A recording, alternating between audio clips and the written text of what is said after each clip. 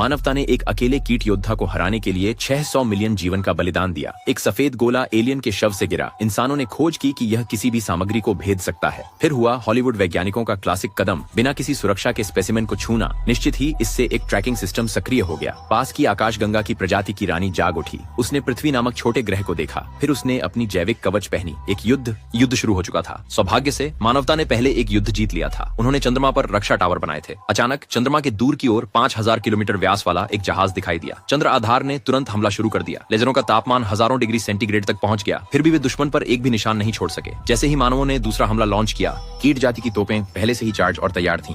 पूरा चंद्रमा आधार तुरंत वाष्पीकृत हो गया। विदेशी जहाज पृथ्वी की ओर बढ़ा।